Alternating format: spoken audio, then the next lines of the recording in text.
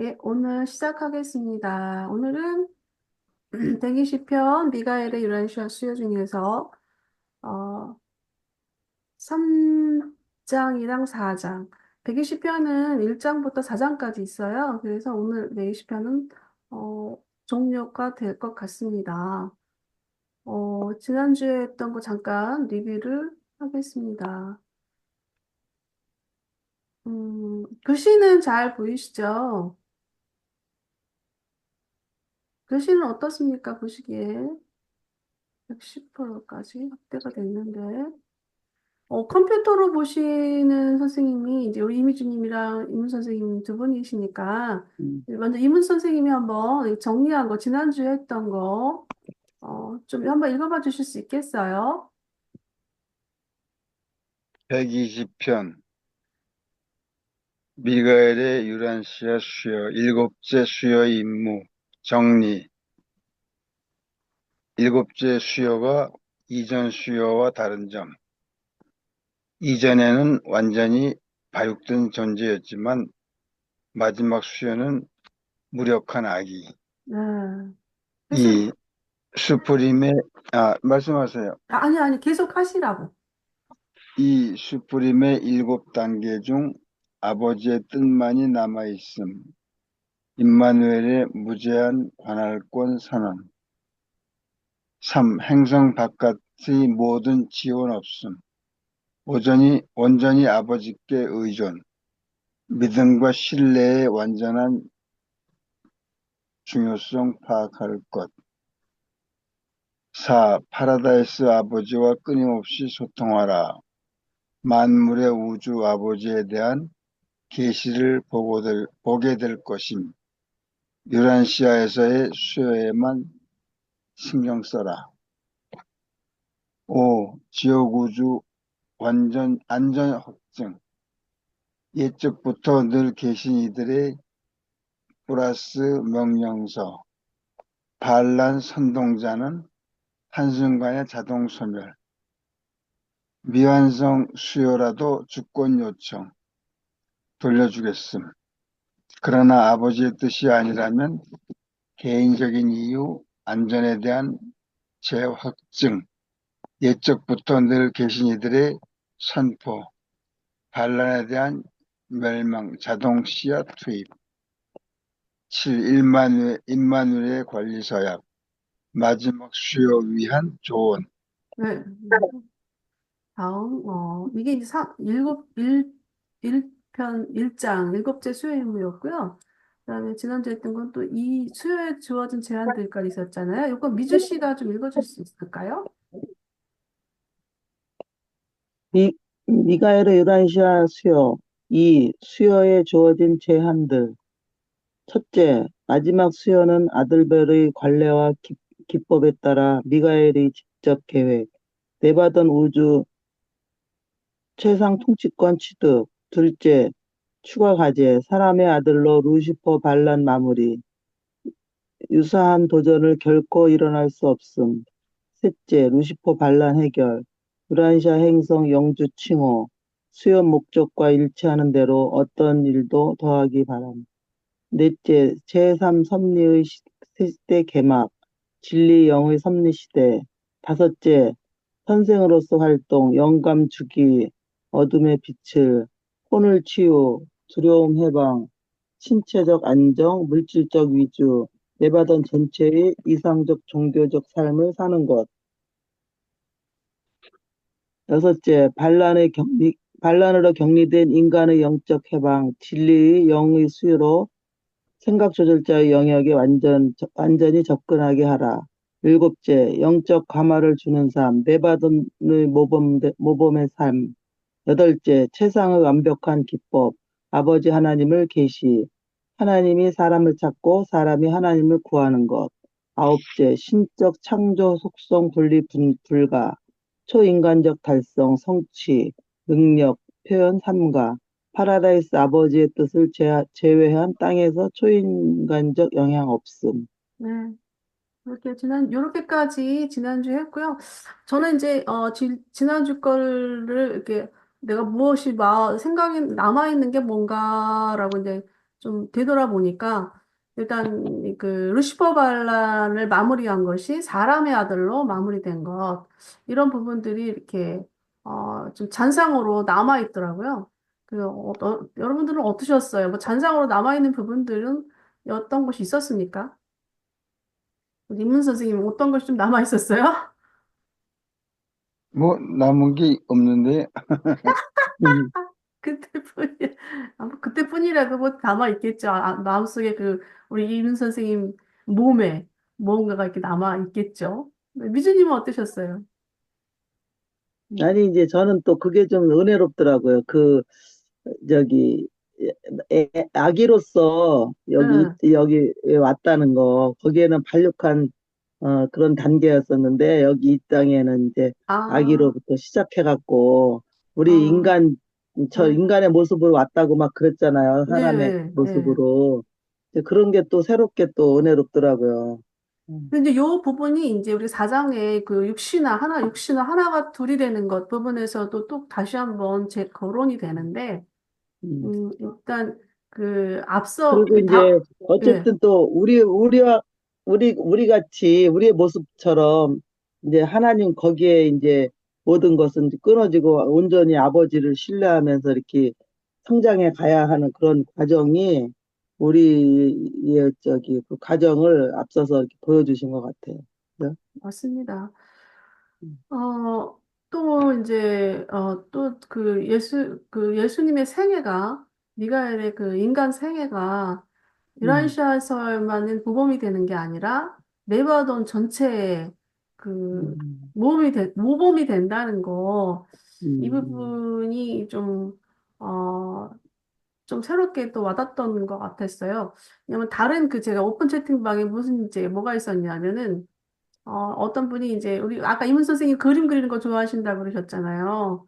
근데 어느 분이 이제 그림 그 십자 예수님의 그 못 박히신 예수님이 그 십자가 그러니까 가시관을 쓴 그 모습을 그린 게 있어가지고 참 그 모든 사람들의 마음속에 예수님의 십자가 못 박히신 거 고난 당하는 거 이런 부분들이 우리 마음속에 많이 이렇게 있잖아요. 많이 그런 게 있는데, 그래서 이제 우주에서는 유라시아를 십자가의 행성이라고 말합니다. 그분이 이제 하는 말이, 그래서 이제 우리 지금 오늘은 안 들어왔지만, 그, 누구야, 이름 저기, 어, 의정부에 사시는 우리 형제, 그분이, 오빠? 어? 시연? 오빠 시험 시연? 말고, 이준서님, 준선 씨가, 새로운 그 십자가의 행성이라는 부분이 굉장히 뭐랄까, 낯설은 단어이면서, 굉장히 의미 있는 반응을 하더라고요. 그래가지고, 그런 우리 유란시아 행성이 십자가의 행성이라는 불려지는 그런 것이 다시 한번 저도 이렇게 되새겨지는 그런 시간을 한번 가졌어요.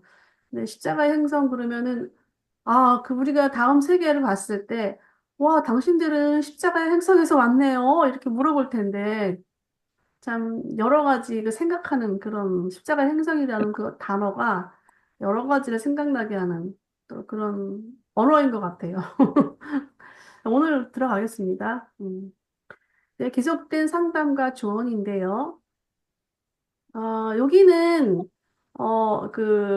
임마누엘이 유라시아에 미가엘이 내려갔을 때 실제적인 어떤 그런, 삶 속에서 일어난 일들인데, 거기에 맞춰서, 120편에서 일어났던 에피소드들을 연계해서 한번 준비를 해봤습니다. 좀 재밌을 것 같다라는 생각이 들어요. 이 부분이. 한번 들어볼게요. 3. 계속된 상담과 조언.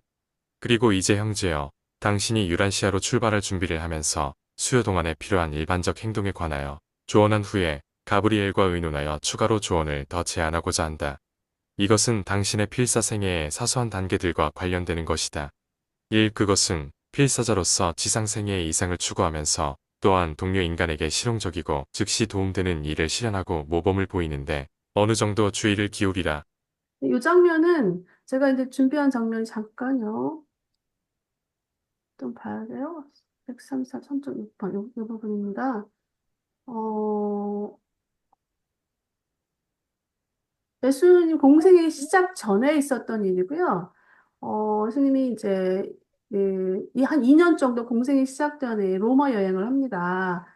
그 로마 여행 중에 있었던 일인데 이제 그 고린도에서 있었던 일이에요. 한번 들어볼게요. 어, 그 좀 감동적인 얘기예요. 완전히 뭐랄까 여기서 나왔던 그 민마넬이 얘기했던 것 중에서 그 뭐야 그 동료 인간에게 실용적이고 즉시 도움되는 일을 실현하라 그런 내용이거든요. 그래서 모범을 보이는데 어느 정도 주의를 기울이라고 했잖아요. 이런 사례가 이제 어떤 사례인지 좀 보겠습니다. 들어볼게요. 로마에 있을 때 다니드는 예수가 그들과 함께 공중 목욕탕에 가지 않으려는 모습을 관찰했다. 이후 여러 번 젊은이는 예수에게 남녀 간의 관계에 대해 더 많은 의견을 말해달라고 요청했지만 예수는 질문에 답하면서도 이 주제에 대해 깊이 논의하려 하지 않았다. 어느 저녁 그들이 고린도의 성벽 근처를 거닐고 있는데 두 명의 매춘부가 말을 건넸다. 가니드는 예수가 높은 이상을 가진 사람이여 더러운 티가 나거나 악한 느낌이 나는 것을 모두 싫어한다는 생각에 젖어 있었고 그는 또한 울었다. 그 여성들에게 거칠게 대하며 쫓아내려 했다. 이를 본 예수는 가니드에게 말했다. 너는 선한 마음으로 이야기하지만 하나님의 자녀들에게 이렇게 말할 권리는 없다. 비록 그들이 잘못된 길을 가고 있을지라도 우리가 누군데 이 여성들을 판단하겠느냐? 그들이 어떻게 그런 생계를 선택하게 되었는지 모든 상황을 너는 아느냐? 여기 나와 함께 앉아 이 문제들에 대해 이야기하자. 그의 말에 매춘부들은 가니드보다 더 놀랐다. 그들이 달빛 아래 서 있을 때 예수는 계속해서 말했다. 모든 인간의 지성 속에는 하늘 아버지의 선물인 신성한 영이 살고 있다. 이 선한 영은 언제나 우리를 하나님께 인도하고 하나님을 찾고 알도록 돕기 위해 애쓴다. 그러나 인간 안에는 개인과 인류의 복지를 위해 창조자가 심어놓은 많은 자연적인 육체적인 성향도 있다. 종종 남성과 여성은 자신을 이해하고 이기심과 죄가 지배하는 세상에서 생계를 꾸리기 위한 여러 어려움과 씨름하면서 혼란을 겪는다. 가니드, 나는 이 여성들이 고의로 악하지 않다는 것을 느꼈다. 그들의 얼굴에서 많은 슬픔을 겪었음을 알 수 있다. 그들은 잔인한 운명의 손에 많은 고통을 겪었다. 이 삶을 의도적으로 선택하지 않았으며 절망에 가까운 낙담 가운데 막다른 골목에 이르러 굴복했고 이 혐오스러운 생계수단을 받아들였다. 가니드, 어떤 사람들은 정말로 마음속으로 악하다. 그들은 고의로 비열한 행동을 선택하지만 이제 이 눈물로 얼룩진 얼굴을 바라보며 너는 악하거나 나쁜 것이 보이느냐? 예수가 대답을 기다리며 잠시 멈추자 가니드는 목이 메어 더듬거리며 대답했다. 아니요, 선생님, 보이지 않습니다. 그들에게 무례했던 것을 사과합니다. 그들의 용서를 구합니다. 그러자 예수는 말했다. 하늘에 계신 내 아버지가 그들을 용서했음을 내가 아버지를 대신하여 말하는 것 같이 그들이 너를 용서한 것을 그들을 대신하여 말한다. 이제 모두 나와 함께 친구의 집으로 가서 편안히 쉬고 새로운 더 나은 삶을 계획하자. 그동안 놀란 여성들은 한마디도 하지 않았고 서로를 바라보며 남자들이 길을 이끄는 대로 조용히 따라갔다. 이 늦은 시간에 예수가 가니드와 낯선 두 사람을 데리고 나타났을 때 유스도의 아내가 얼마나 놀랐을까 상상해보라. 예수가 말했다. 이 시간에 우리가 온 것을 당신이 용서하겠지만 가니드와 나는 조금 먹고 싶고 새로 발견한 이 친구들과 더불어 나누어 먹고자 하니 이들도 또한 영양분이 필요합니다. 게다가 이 여성들이 인생에서 새 출발할 수 있도록 돕는 최선의 방법에 대해 함께 의논하고 싶다는 생각에 찾아왔습니다. 그들이 자신의 이야기를 들려줄 수 있겠지만 많은 고난을 겪었을 것으로 짐작되며 그들이 지금 당신의 집에 있다는 것은 그들이 얼마나 좋은 사람들을 알고 싶어 하는지 얼마나 용감하고 고귀한 여성으로 변화할 수 있는지 세상과 하늘의 천사들에게 보여줄 기회를 기꺼이 받아들이고 싶어 한다는 것을 보여줍니다. 유스도의 아내 마르다가 음식을 식탁 위에 펼쳐 놓았을 때 예수는 뜻밖의 떠나면서 말했다. 때가 늦었고 젊은이의 아버지가 우리를 기다리고 있으니 당신들, 새 여인, 최고자의 사랑하는 자녀들을 함께 여기 두고 떠남의 용서를 구하며 기도합니다. 당신들이 이곳에서 새로운 더 나은 삶과 영원한 삶을 계획하는 동안 나는 당신들의 영적 인도를 위해 기도하겠습니다. 이렇게 예수와 간이 드는 여인들을 떠났다. 이제까지 두 매춘부는 아무 말도 하지 않았다. 마찬가지로 가니드도 말이 없었다. 몇 순간 동안 마르다도 그랬지만 당장에 그 형편에 대처했고 이 낯선 사람들을 위해서 예수가 희망했던 대로 모두 처리하였다. 둘 중에 나이 든 여인은 그 뒤에 얼마 있다가 영생을 얻으리라는 밝은 희망을 가지고 죽었고 나이 어린 여자는 유스도의 사업 장소에서 일하다가 후일의 고린도의 첫 기독교 교회에서 평생 회원이 되었다. 예, 여기까지입니다. 예수님이 실제로 동료 인간에게 실용적이고 즉시 도움되는 일을 했던 모범적인 사례입니다. 이 사례도 이제 우리 네버던 우주에서 널리 퍼져 있는 이야기가 되겠죠. 아, 어떠세요? 민수 선생님, 어떠십니까? 이 얘기를 들으면서 오늘 어떤 느낌을 받으셨어요? 난 감탄밖에 안 나오던데 어떻게 이렇게 처리를 할 수 있을까? 뭐 안돈과 폰타 때부터로 올라가 보면은 직업의 다양성, 그러니까 음, 지금도 우리가 20세기, 21세기에 살면서 다양한 직업이 또 생겨나듯이 네. 그 하나님이 주신 그 다양성,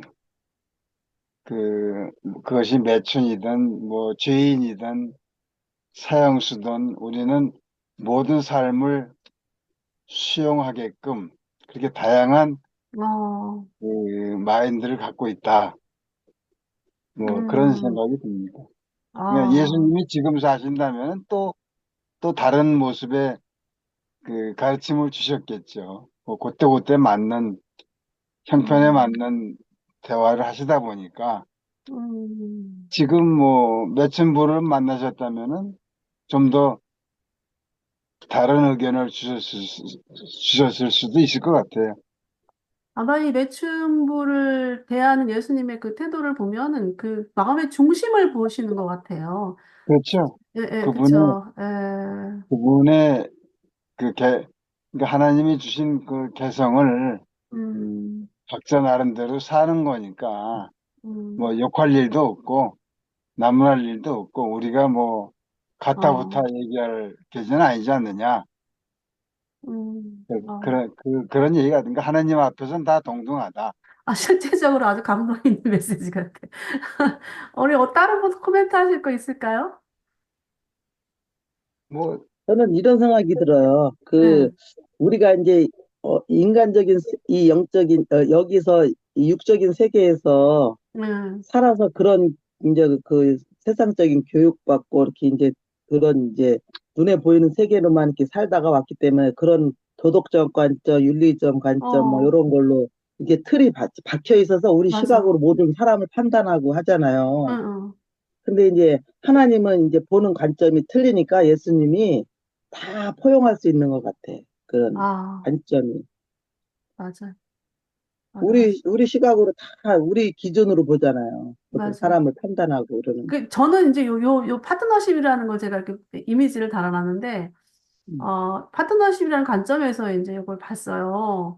음, 예수님과 그 여성들과 또 두 명의 여성들, 그리고 또 일을 처리해 주었던 마지막에 이들에게 직업을 주고, 그, 그 유스도하고 또 유스도의 아내 마르다 이런 어떤 각의 그 파트너십에 대한 부분으로 봤고 이 우리의 그 삶 음, 자체도 하나의 어떤 파트너십의 그 삶이 아닌가 가족 그런 사회 또 나가서 나라 모든 그런 어떤 우주 이런 게 다 파트너십의 그런 어떤 연결되어 있는 부분으로 저는 또 이렇게 한번 또 생각해 봤습니다. 두 분 얘기 너무 좀 멋졌어요. 다음으로 한번 넘어가 볼게요. 이에 가족 관계와 관련하여 자신을 수여하는 시대에 확립된 가족 생활에 선행된 관습을 있는 그대로 인정하고 당신이 태어나기로 선택한 그 민족의 관습에 따라서 가족 및 공동체 생활을 하라. 요셉과 마리아 가정이 선택된 내용이 이제 120편에 나와 있는 게 있는데 굉장히 짧아요. 이 부분 한번 들어보고요. 그리고 예수의 지상 가족들 한번 도표를 한번 좀 참조해 보겠습니다. 음, 아,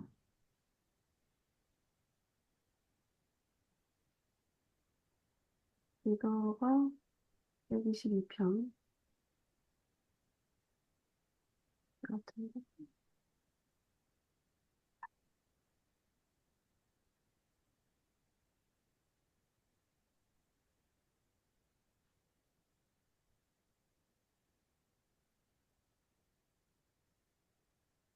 미가엘의 수요를 위한 땅으로서 팔레스타인을 선택하게 만든 많은 이유 중 특히 이 하나님의 아들이 유란시아에 나타나기 위한 직접적인 무대로서 왜 요셉과 마리아의 가족이 선택되었는지에 대해 충분히 설명하기가 거의 불가능하다. 멜기세덱들에 의해서 준비된 격리된 세계들의 상황에 대한 특별 보고서를 연구한 후 미가엘은 가브리엘과 상의하고 나서 최종으로 유란시아를 자신 수요가 일어날 행성으로 선택하였다. 이 결정 이후 가브리엘은 유란시아를 직접 방문했고 인간 집단에 대한 연구와 세계와 그 민족들의 영적, 지적, 종족과 지리적 특징을 조사한 결과 비교적 히브리인이 장점을 가졌기 때문에 그들을 수요 종족으로 선택하는 것이 타당하다고 결정을 내렸다.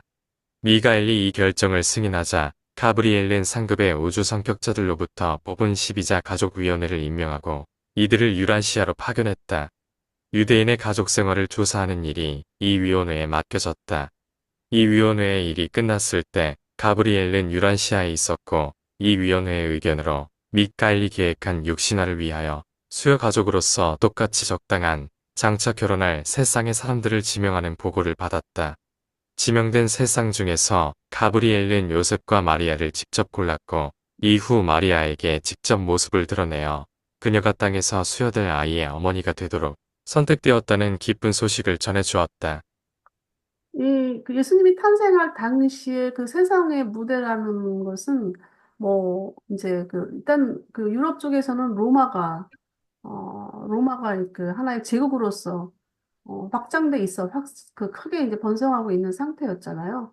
그런데 이제 그런 중에서 그 예수님 탄생할 그 지역과 그 가정을 선택하는 과정이 나와 있는데, 뭐 충분히 왜 그 요셉과 마리아의 가족이 선택되었는지에 대한 충분한 설명은 거의 뭐 하지 못하겠다는 내용이고, 뭐 우리가 예측해 보건데, 일단은 그 멜기세덱이 나오잖아요. 그래서 멜기세덱의 어떤 그 가르침들이 그래도 그나마 그 팔레스타인 지역에 많이 퍼져 있었고, 또, 아마 그,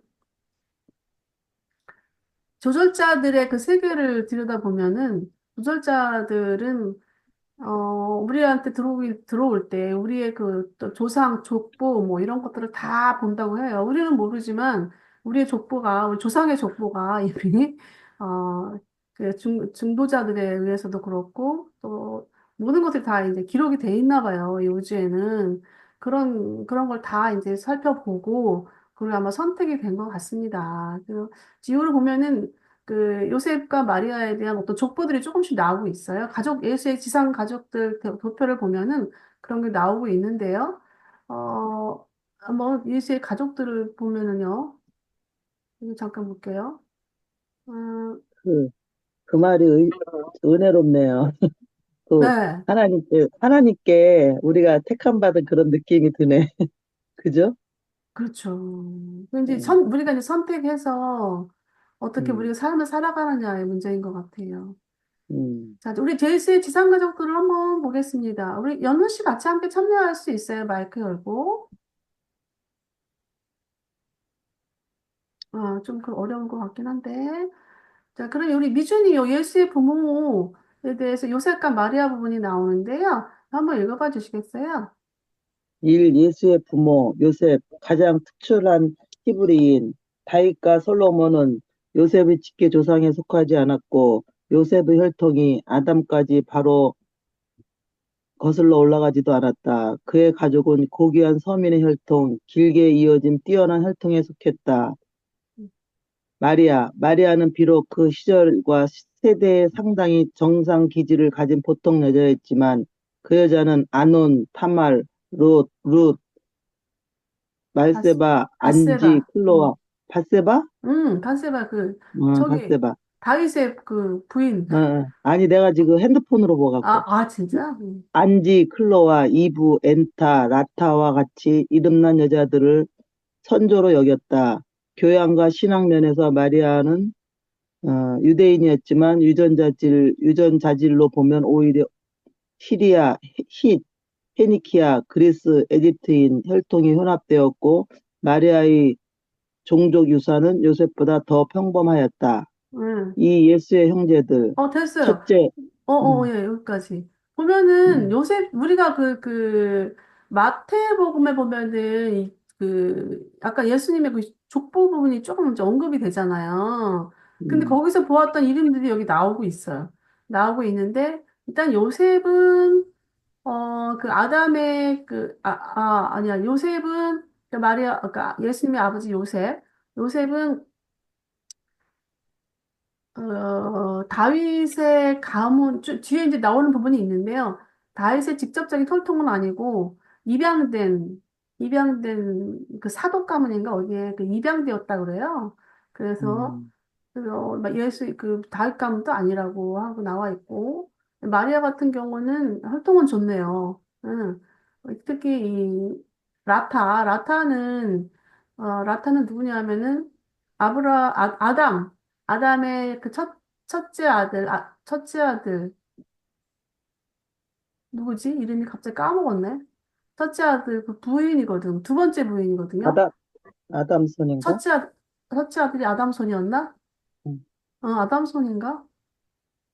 아담손인가? 이름이 생각이 안 났어. 히파시언. 음, 이름이 뭐지? 아담손 같아.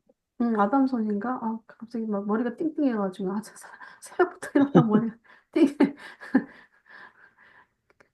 가물가물하네. 그 두 번째 부에는 왜 그러냐면, 에덴의 그 정원, 에덴 동산에서 일단 아담이 실패를 했잖아요. 실패를 음, 해가지고 16세 이하의 아이들은 무조건 데려갔고, 저기 채무자들이 데려가게 했고, 그러면 그 이상 되는 그 아담의 자녀들은 선택에 의해서 남을지 안 남을지 선택에 의해서 다시 올라갔거든요. 그래서 아담선의 첫 번째 부인은 갔어요. 에덴시아로 갔고 아들이랑 같이 갔고 혼자 남았던 거지. 그러면서 여행을 하다가 이제 라타를 만나서 유란시아의 족보에 기여를 했죠. 이 음, 라타도 일종의 노자손의 그 가문이거든요. 그러니까는 노자손이라는 건 갈리가스 행성 영주 중에서 이제 반란을 일으킨 갈리가스 행성 중에서 100인이 내려왔단 말이에요. 예루살렘에서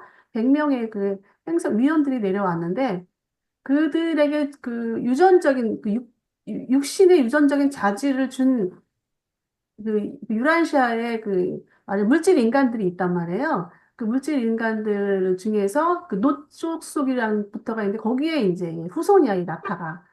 그러니까 이 라타도 굉장히 유전적으로는 월등한 어떤 초인간적인 자질을 갖고 있는 그런 여성이라고 볼 수 있어요. 근데 이제 마리아는 족보를 봤을 때는 굉장한 인물들이 나오네요. 뭐, 바세바도 그렇고. 음. 예수 형제들을 보겠습니다. 첫째 예수 탄생은 우리 이문순이 한번 읽어봐 주시겠어요? 첫째 예수 형제는. 예수의 형제들. 첫째 예수의 탄생. 기원전 8년 3월 요셉과 마리아가 결혼한 달에 가이사 아우구스투스는 로마 제국의 모든 주민에게 번호를 잘 매겨야 안 한, 보이시나 보다. 이게 이제 스마트폰을 보다 보니까 글씨가 작아가지고 다 스마트폰으로 보시면. 정세 개선에 사용될 수 있는 인구 조사를 실시해야 한다고 칙령을 내렸다. 등록을 위해서 마리아는 베들레헴에 가야 할 필요는 없었다. 요셉은 가족을 위하여 등록할 권한이 있었다.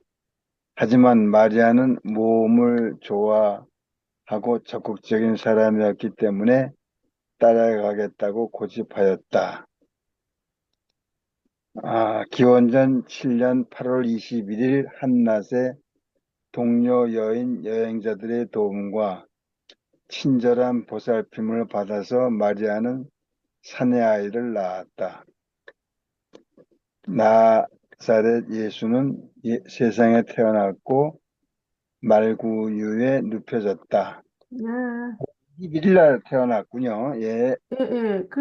보면은, 요셉과 마리아가 기원전 8년 3월에 결혼했단 말이죠. 그 다음에 그 다음에 8월 21일에 이제 예수님 탄생한 거거든요.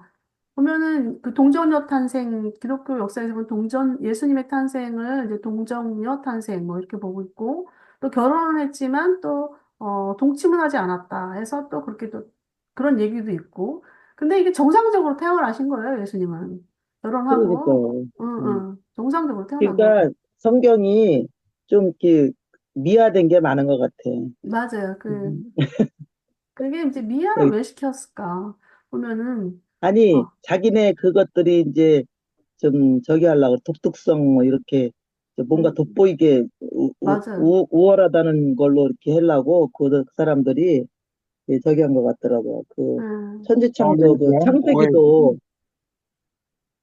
음, 창세기도 난 깜짝 놀랐어요. 그 아담이 이브가 막 선악과를 먹고 뭐 그런 그게 아니고 깜짝 놀랐어. 그렇죠. 그 그죠? 예. 응? 너무 타락한 거 다르지. 아니에요? 외부 남자하고. 너무 다르지. 응. 그러니까 실질적으로. 이것도 그런 것 같아. 음, 이것도 얘네들이 생각 조절자 이런 그 영적 세계를 모르니까 그냥 육적인 관계로 하면 좀 신성시가 덜 되잖아요. 그래요. 그러니까 이제 동정녀라고 이렇게 포장한 것 같아. 동침하지 않았다. 아무튼 예수 형제들이 상당히 많아요. 둘째 야고보 같은 경우는 예수가 4살 때 태어났고, 미리암 같은 경우는 이제 5살 때, 예수님 5살 때 태어났고, 그다음 넷째 요셉 같은 경우는 예수 7살 때, 또 다섯째 시몬은 예수님 나이 8살 때, 또 여섯째 마르다는 9살 때, 예수님 9살 때, 일곱째 유다가 이제 예수님 11살 되던 해인데, 유다는 예수님하고 좀 많이 부딪혔어요. 보통 우리가 자녀를 키우다 보면은, 좀 부딪히는 그런 아이들이 있잖아요.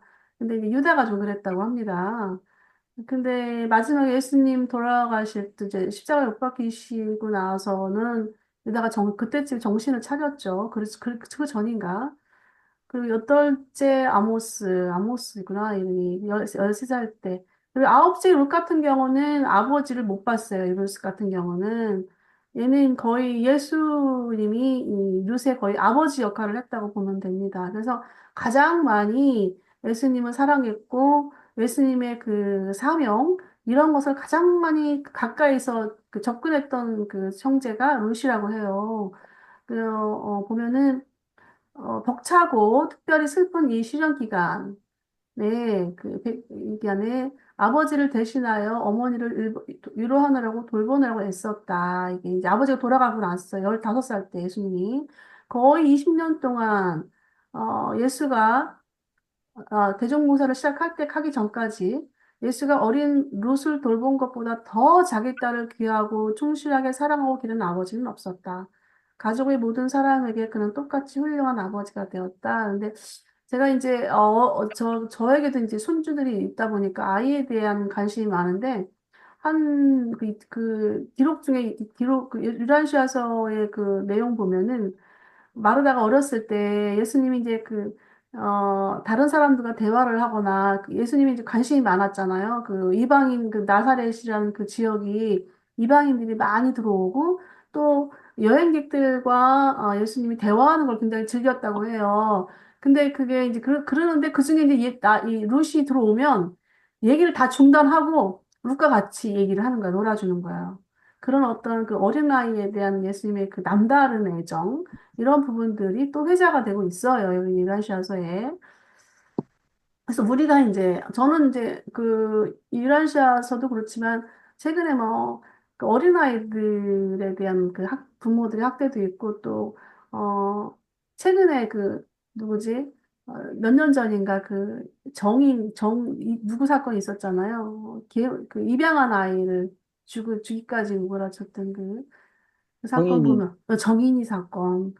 아, 그런 거 보면 우리가 참 많이 아이들에 대한, 어린아이들에 대한 어떤 세심한 배려, 이런 부분들이 좀 필요하다고 봅니다. 내 새끼를 떠나서. 예수님이 가지고 이렇게 보았고요. 다음에 다음 장면. 3장에 또 뭐가 있을까요? 네, 이걸 한번 들어보겠습니다. 3. 사회 질서와 관련하여 당신의 노력을 영적 부흥과 지적 해방에 국한시킬 것을 우리는 조언한다. 당신이 사는 시대의 경제 구조와 정치적 약속에 얽매이는 것은 무엇이나 피하라. 특히 유란시아에서 이상적 종교 생활을 실천하는 데 더욱 헌신하라. 이 부분은 제가 준비한 게 이제 140편 사도들을 세우는 그 편이에요. 편인데, 여기에 이제, 어, 지금 당시 그 시대 경제 구조나 정치 약속에 이제 피하라고 나온 내용인 거잖아요. 임마누엘 이렇게 조언을 주는 것인데, 예수님이 그 정치적 태도, 사회적 태도, 경제적 태도에 대한 그 예수님 말씀을 중도자들이 정리한 내용이에요. 이거는. 근데 좀 내용이 길긴 한데 한번 볼 필요성이 있는 것 같아서 한번 보도록 하죠. 네, 이 부분인데요.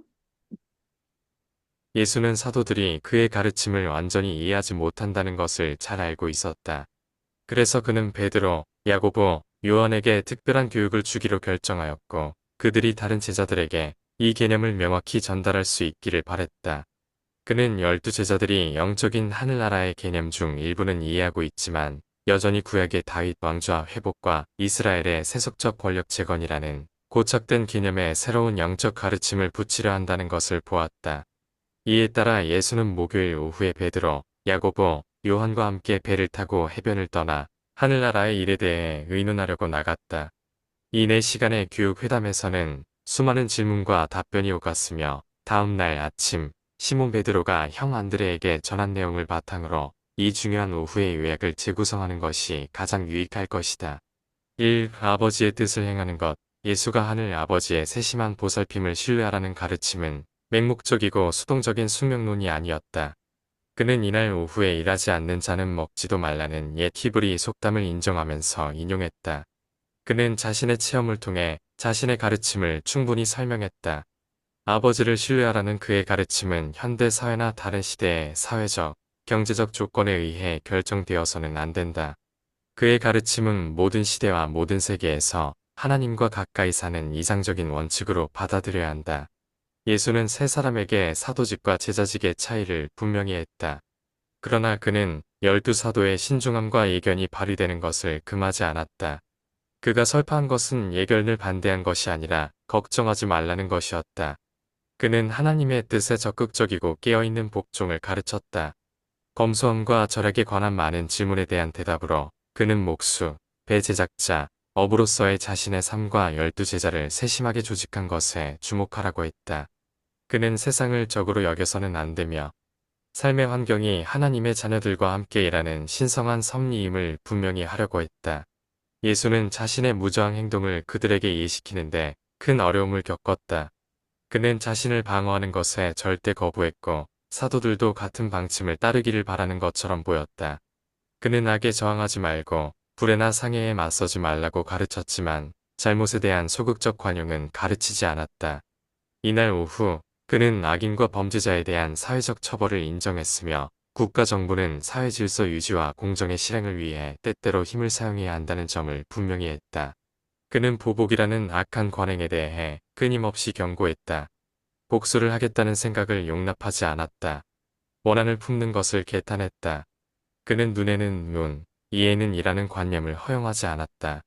그는 사적이고 개인적인 복수의 개념을 완전히 반대하였고 이러한 문제를 시민정부, 한편으로는 하나님의 판단에 맡겼다.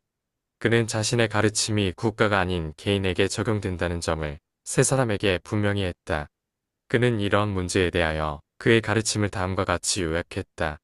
원수를 사랑하나 인간이 형제라는 도덕적 주장을 기억하라. 악의 무익함, 잘못은 복수로 바로잡히지 않는다. 악과 싸울 때 그 악의 무기로 맞서지 말라. 1. 신성한 공정과 영원한 선의 궁극적인 승리를 믿는 확신을 가지라. 2. 정치적 태도.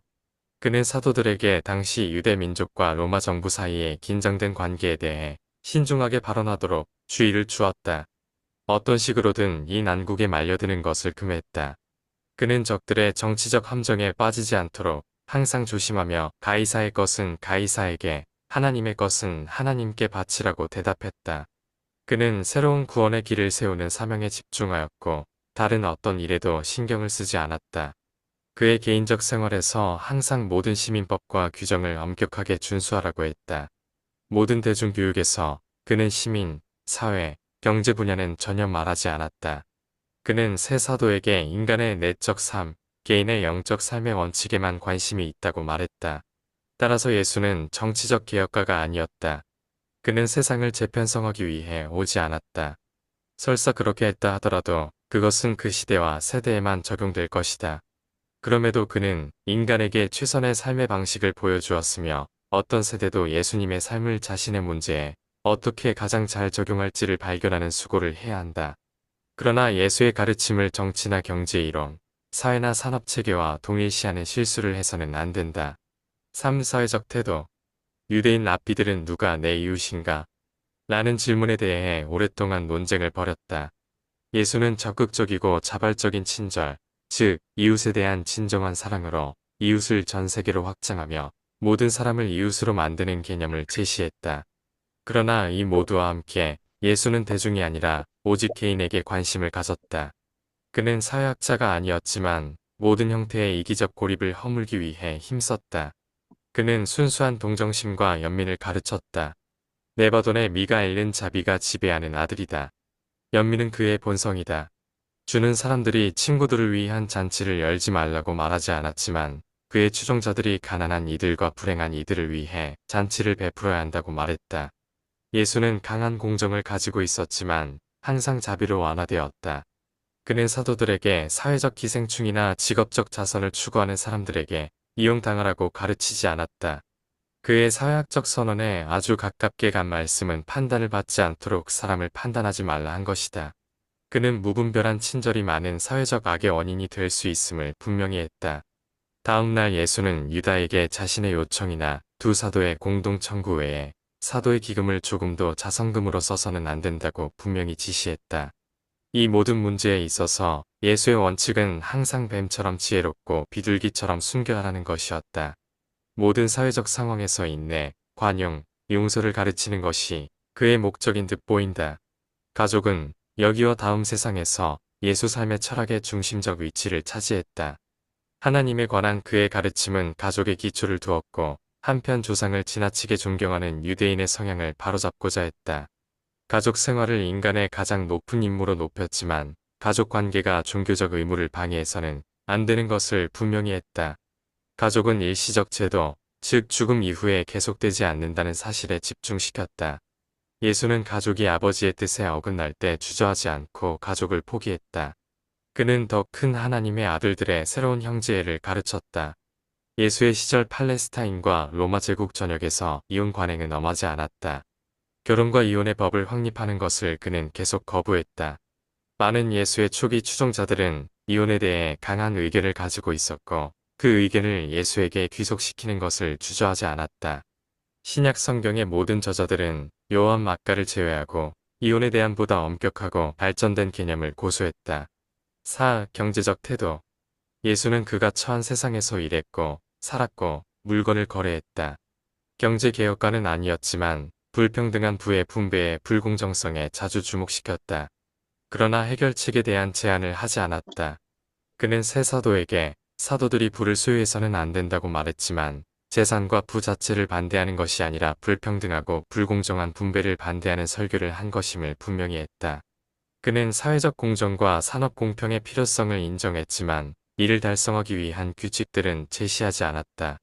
그는 자신의 추종자들에게 세상의 소유를 피하라고 가르친 것이 아니라 오직 12사도에게 그렇게 하라고 했다. 의사인 누가는 사회적 평등에 대한 강한 신념을 가지고 있었고 예수의 말씀을 자신의 신념과 일치하도록 해석하는데 많은 노력을 기울였다. 예수는 개인적으로 추종자들에게 공동체 생활 여기까지만 방식을 듣겠습니다. 채택하라고 여기까지만 듣겠습니다. 너무 길어. 하다 보니까 너무 기네. 좀, 그 내용들 중에 보면 진짜 뭐 토론해도 끝이 없을 만한 내용들이 더러더러 좀 있거든요. 있는데 저는 이제 내용 중에서 이 자선금에 대한 거. 보통 우리가 예수님도 이 자선금에 대한 부분을 좀 분명하게 그은 것 같아요. 그리고 어떻게 보면 유란시아서를 읽다 보면은 참 우리가 생각하고 있는 보편적으로 생각하는 어떤 그 자선 있잖아요. 자선 부분에서 좀 굉장히 냉정하다 싶을 정도로 유란시아 계시자들이 그렇게 하는 걸 보면 특히 어떤 내용이냐면 이제 그 아담과 이브 같은 경우도 보면 아담과 이브가 이제 왜 왔어요? 뭐냐면 종족 개량하러 온 거거든. 종족 개량. 말하자면 이제 그 부분에 매치되는 부분에서 사회적으로 좀 이렇게 머리가 좀 장애인들 있잖아요. 지적 장애인들. 이런 지적 장애인들은 유라시아 그 지적 장애인은 우주의 그 퍼스널리티적인 측면에서 아예 취급을 하지 않아요. 특히 또 우리가 그 치매가 어른들의 치매가 되잖아요. 그럼 치매가 돼버리면 퍼스널리티 이미 떠난 것으로 보여지거든요. 그래서 그 우주의 그 생명력 자체 등록이 안 됩니다. 그래서 이런 부분들을 봤을 때 우리가 생각하고 있던 어떤 자선적인 부분, 그다음에 또 사랑이 무조건적인 사랑이 아니다, 사랑의 어떤 그 한계적인 측면, 이런 부분들을 제가 이렇게 좀 생각하게 되거든요. 그래서 자선에 대한 부분은 어떻게 보셔요?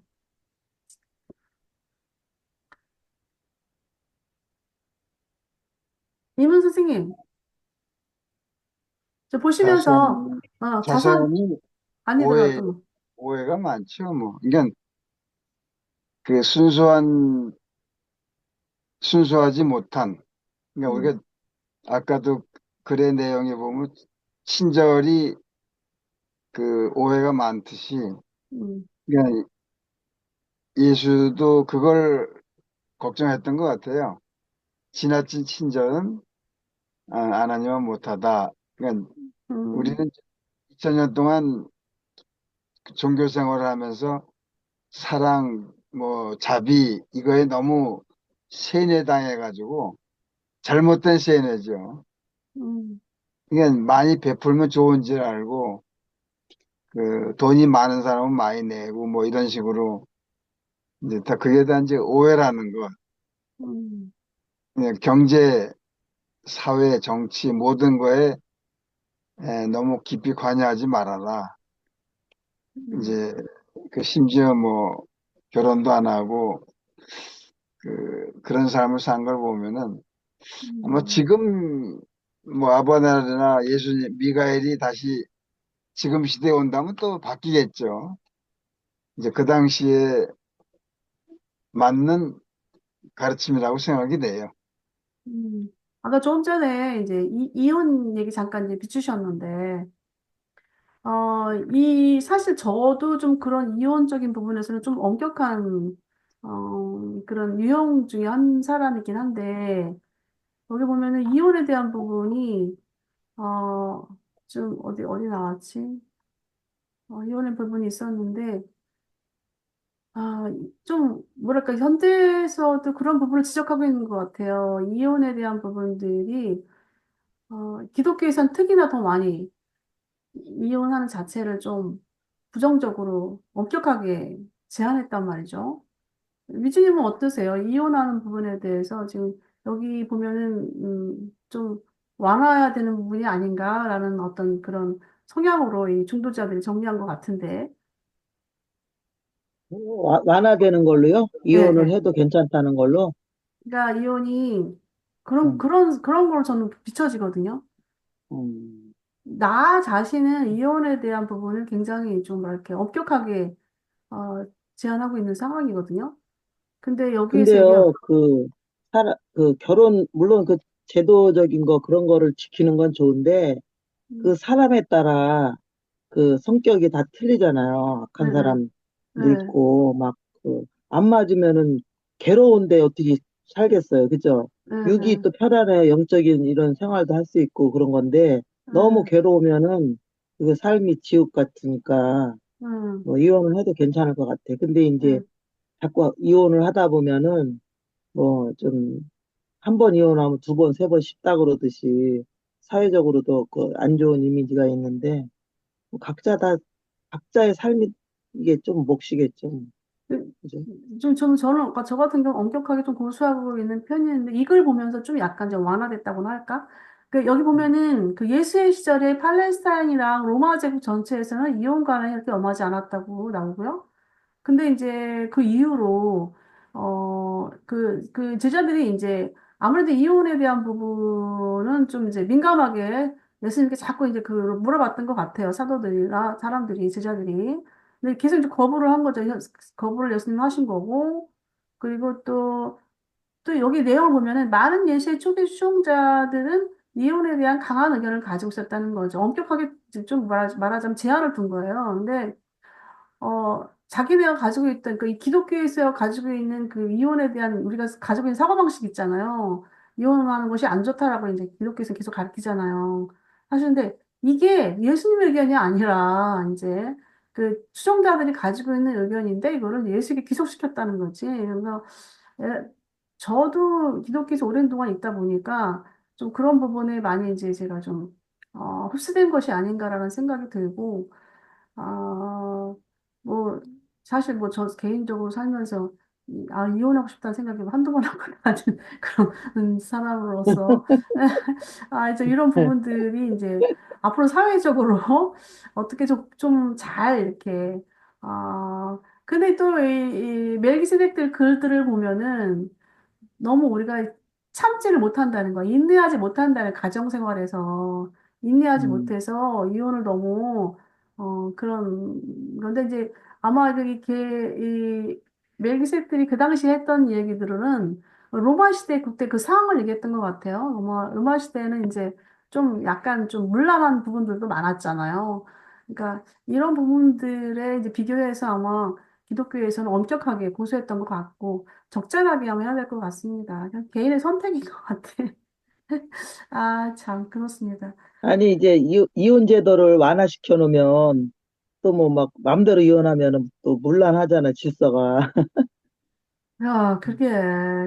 야, 그래서 이제 일단 예수님은 신경을 안 썼어요. 안 썼고, 또, 또 나와 또 내 가족들 관련돼 있는 어떤 그런 부분들이 또 닥친다면, 저 자신도 참 어떻게 할지 고민 중이기도 하고, 또 그렇습니다. 또 제가 이 나이에 또 뭐 남편이랑 이혼하겠어. 참 그러기도 하고, 참, 그렇습니다. 예. 또, 정치 문제.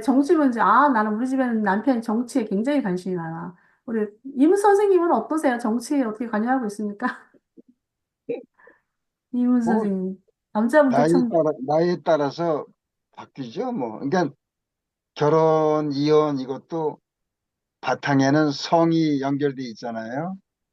응, 정치는 또 정치대로 예, 그 바닥에 조직에 연결돼 있기 때문에 이제 임마누엘과 미가엘의 약속은 그 유란시아의 풍습이나 그 시대적인 요구에 너무 부응하지 말아라. 이런 얘기는 응, 왜냐하면 그 시대는 진화하니까 앞으로 이혼도 필요 없고 결혼도 필요 없는 시대가 올 수도 있으니까 그 응, 시대적인 찰나에 너무 깊이 관여하지 말아라. 이런 뜻 같아요. 그러니까 어느 응, 사회나 그러니까 2000년 전에 그 로마식 사회는 2000년 전이고 응, 미가엘이 그 수여된 목적은 2000년 그 당시에 있지 않고 앞으로 수억 년, 수천만 년 흐를 동안 진리로 남아야 되니까 응, 그 시대적인 상황에 너무 봉착하지 말아라. 응. 그러니까 그 당시의 성은 지금으로 보면 물란하지만 성은 지금이 더 물란해요. 그 당시로 비교하면은. 물란한 것도 하나의 진화적인 흐름이죠. 성의 다양성. 이제 성을 너무 하나가지 도덕적인 면으로만 보면 성은 불편하지만은 진화적인 면에 보자는 보면은 성은 또 하나의 개방이라고. 보거든요. 우주적인 음, 개방. 또 그런 그 가르침도 많이 있어요. 그 유라시아에 남아있는 그 고전을 보면은 음, 성은 또 하나의 해방이다. 뭐 음, 여러 그 가르침들이 있었거든요. 근데 이제 그 당시에는 그렇게까지 사회가 이렇게 정보가 넓지 못했기 때문에 그 음, 로마 그 국한된 그 중동 쪽에 그 서유럽 쪽의 상황을 지금 그 중도자가 그 표현하자면은 그 음. 당시의 얘기죠. 뭐 지금으로 봐서는 하나의 진화적인 흐름으로 봐야 되겠죠. 뭐. 우리나라 그 역사를 보면 고려 시대는 조금 이제 이 성 제도가 이혼도 그렇고 좀 완화했던 부분이 측면이 있는데 이시조선에 오면서 조선 시대에 오면서 아주 너무 엄격하게 그냥 좀 제한된 부분들을 우리가 보는데 우리의 그 역사를 보면은 우리가 가깝게 역사된 게 이시 역사잖아요. 조선 시대 역사이기 때문에 어떻게 보면 우리나라도 이런 부분에서는 많이 그렇게 내려온 것 같고 그 현재 시대에 와서는 뭐 많이 좀 자유로워졌죠. 자유로워져서 어, 뭐, 자유로운 게 정상이죠. 자유로운 정상이라고 보시는 신라 거죠. 시대 1500년 전에는 서형무를 보면은 음, 그 성이라는 것이 하나의 그 관습이었어요. 왜냐하면 지금같이는 결혼이 서약을 하고 뭐 이혼하면 안 된다 이런 통념 속에 있지만은 그 전에는 오히려 로마 시대 때부터 우리나라가 더 성에 자유로웠고 성을 이해하는 면이 더 넓었고 그러니까 음, 성을 그 수직으로 보느냐 수평으로 보느냐에 따라서 성은 음, 그 진화적인 면을 보면은 오히려 성은 우리가 극복해 나가야 될 과제지 성에 매이지 마라. 그러니까 예수님이 자식을 안 두고 결혼을 안 한 것도 나는 그거에 고민을 많이 해봤어요. 이왕이면 예수님이 자식도 낳고 그런 평범한 삶 속에 성도 연결이 돼 있는데 왜 그건 택하지 않으셨을까 생각해 봤더니 그 원인을 조금 알겠더라고요. 음, 왜냐하면 지금도 그렇지만 우리는 그 인간의 속성을 보면은 자꾸 뭐에 매이는 걸 좋아해요. 거기서 음. 기쁨을 느끼고 아마 그걸 경계하라는 그 부분은 뒤에 나옵니다. 예수님이 왜 결혼하지 않았는가에 대해 부분이 나오는데요. 그때 가서 한번 보기로 하고요. 네, 예, 예. 예. 그다음에 이제 우리가 이제 이 부분에서 뭐 전체적으로 정치적 태도나 또 사회적 태도, 경제적 태도에 대한 부분 뭐 어느 정도 좀 이 중도자들이 정리했던 예수님 하신 말씀을 이제 중도자들이 정리했던 내용을 이걸 이렇게 어디서 확 들기는 좀 어려울 것 같고, 좀 한번 깊이 이건 명상해야 될 부분인 것 같고, 또 우리가 또 어떻게 여기에, 이런 그런 어떤 처신을 할 것인가 하는 부분은 또 우리 몫인 것 같습니다. 자, 다음 가볼게요. 어떤 상황에도 하찮은 세부라도 유란시아 민족들의 정상적이고 질서 있는 진보적 진화를 간섭해서는 안 된다. 그러나 이 금지가 지속적이고 개선된 긍정적인 종교윤리의 체계를 유란시아에 남겨두려는 당신의 노력을 제한하는 것으로 해석되어서는 안 된다. 한선미 시대의 아들로 당신은 세계 민족들의 영적 종교적 지위를 진보시키는데 관련하여 확실한 특권을 부여받는다. 에, 이거를 좀 들어볼까 하는데 한번 이 음악으로 제가 이 명상으로 만들어 놓은 건데요. 한번 들어보겠습니다.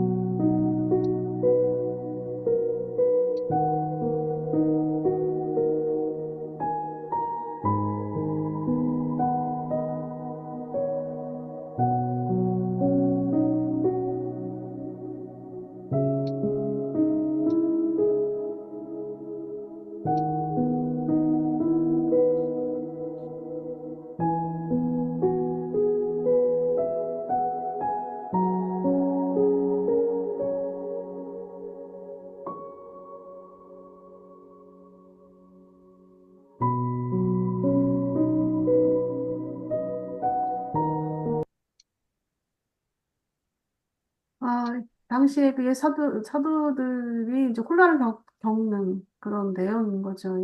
예수님은 새로운 종교, 근데 그 현재 우리가 처해지는 것들, 이런 보면은, 음, 좀 많이 이렇게 생각나게 하는 우리의 현재 주소. 우리는 이제 또 새로운 또 유라시아 세계에 또 유라시아라는 종교의 울타리 속에 들어와 있잖아요.